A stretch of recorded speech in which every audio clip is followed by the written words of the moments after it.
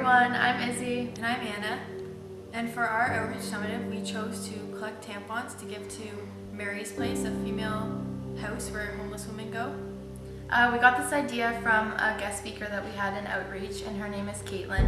And it was brought to our attention how big of a deal this really is, and the issue should be solved, so that's what we tried to do. And through this summative, we hope to be able to answer the question on how altruism can bring about the female homeless population in the KW area.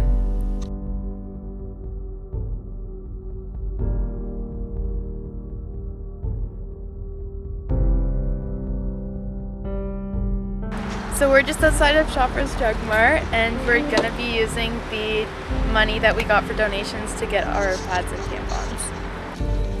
We have, let's see here. Okay, so these tampons are on sale for $9. And that's extremely expensive to be on sale, right, Anna?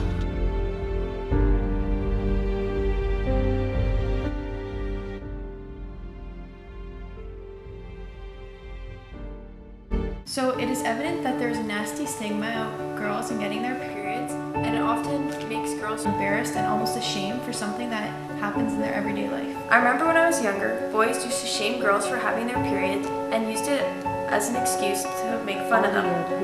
Now, when a girl is in a bad mood or grumpy, often jokes come up that their mood is PMSing.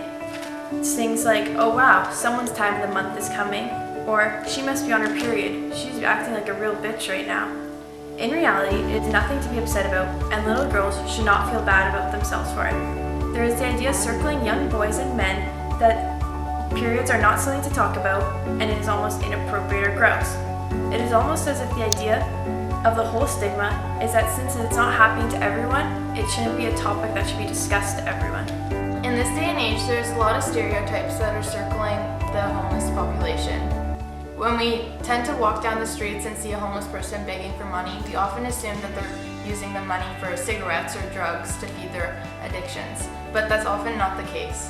Not wanting to walk by someone in the street because you're either scared that they're going to ask you for spare change, or you do not want your children to go past the scary person. But in reality, we are degrading these human beings and treating them less than us when they're really not.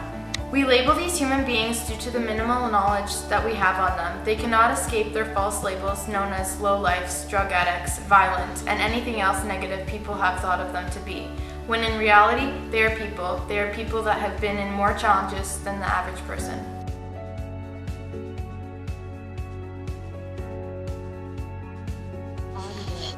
So I'm gonna see which one? Like, look, 36.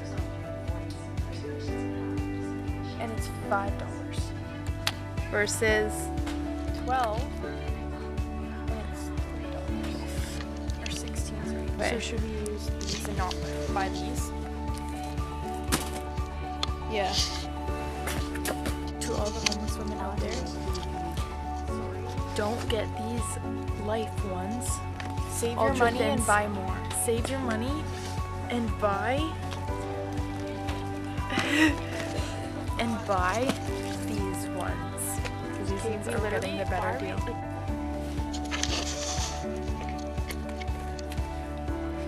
Well, let's see if I can.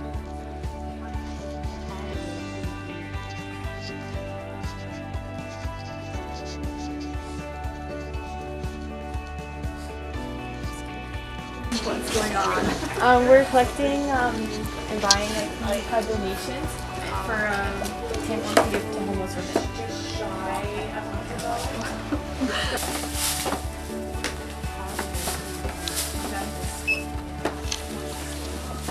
So many. Oh yeah.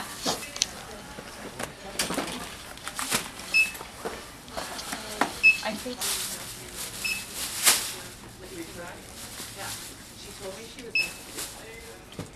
What a success.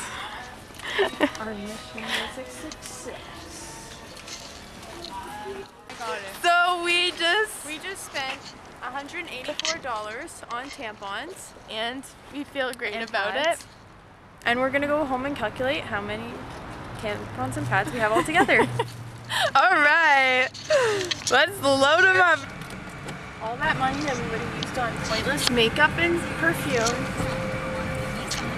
Bought some women some tampons.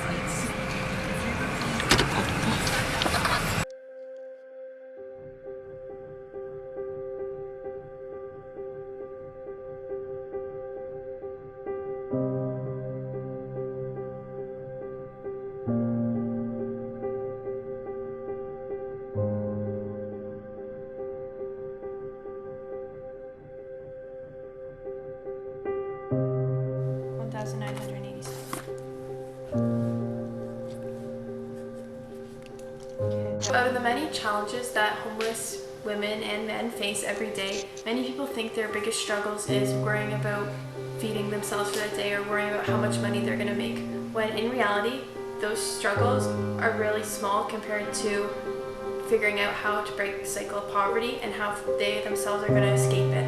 Whether it's poor education, low savings, high populations, or poor health, they're all trapped in the cycle and they can't get out by themselves.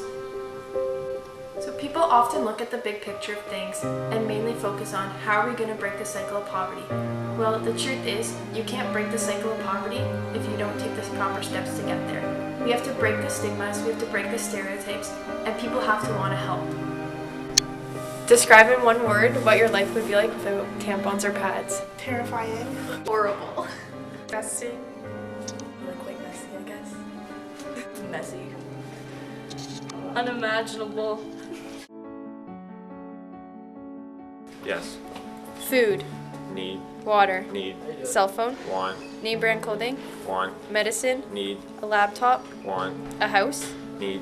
A condom. Need. A tampon. Want. Food. Need. Water. Need. Cell phone. Want. Name brand clothing. Want. Medicine. Need. A laptop. A want. House. Need. Condom. A need. Tampon. Need. Food.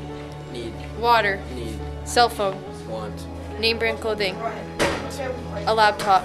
Want. A house. Need. Condom. Want. Tampon. It's optional. Need. Play of saying. Food. Need. Water. Need. Cell phone. Name brand clothing. Want. Medicine. Need. A house.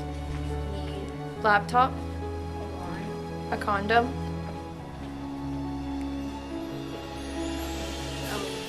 Want. Need. Tampon. Need. Food. Need. Water. Need. Cell phone. Want. Name brand clothing. Want. Medicine. Need. A laptop. Want. A house. Need. Condom.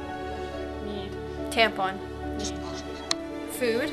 Need. Water. Need. Cell phone. Want. Name brand clothing. Want. Medicine. Need. A laptop. Need. Condom. Need. Tampon. Need.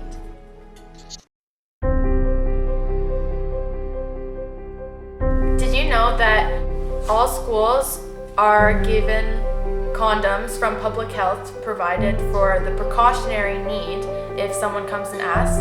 But with tampons, the guidance uses their budget that they collect to purchase tampons on their own because public health doesn't think that it's a need for girls to provide it for them. And my question is, why do you think this is?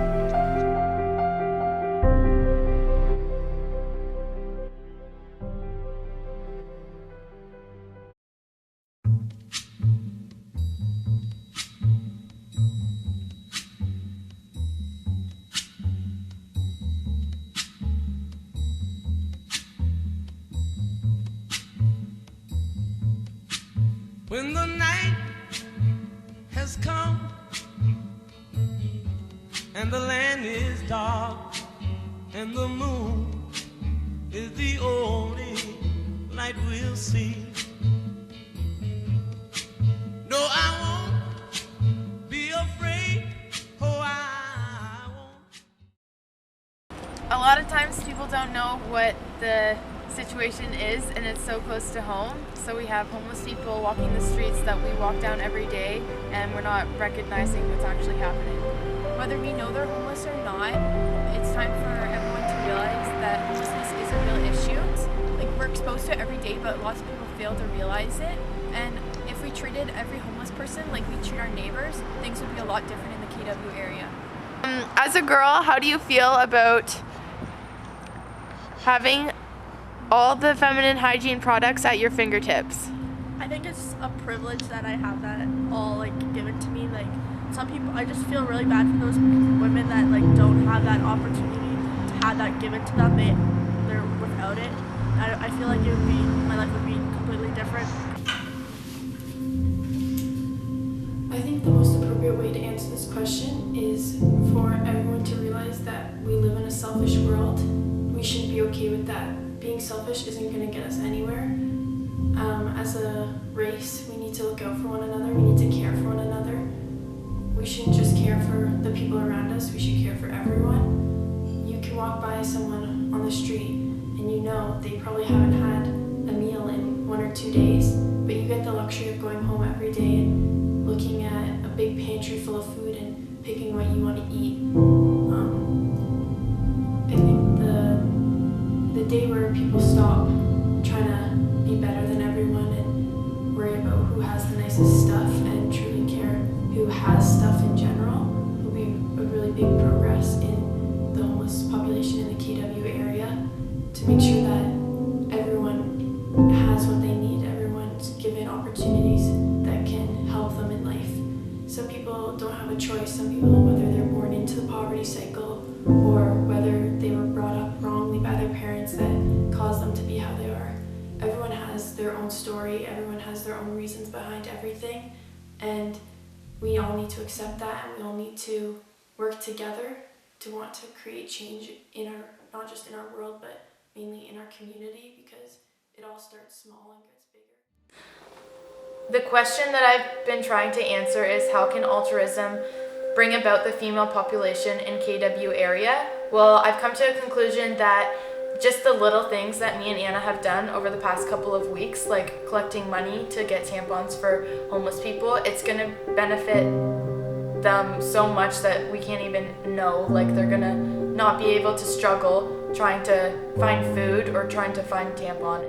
From researching all the stuff that I have, it's opened up my perspective to seeing the real issue that's going on. Where public health is providing stuff such as condoms, which are precautionary, and not tampons, which is a need. You don't choose if you have to bleed, but you choose if you want to have sex or not. And this is a very touching subject because some girls are left with nothing, especially the homeless people that can't afford an average box of $7 of tampons a day. Take a close look at this box of tampons. I am fortunate, and a lot of people are fortunate to have this in their life, but for the homeless people, it is something that they are privileged if they have. And the main thing that they have to choose when they're on their period is if they want to be full or they want to be clean. And that's a really big problem because there's women out there that are starving themselves even more than they should be just to have the luxury of a tampon. It's the little things that we do that's going to bring about the female population to KW area and advise everyone what's really going on in the root problem. What Anna and myself did was just a small step towards what should really happen. How would you feel if you didn't have a tampon or a pad or any feminine hygiene products at your fingertips when you got your period? So for all the girls and women out there, which one would you choose for your period?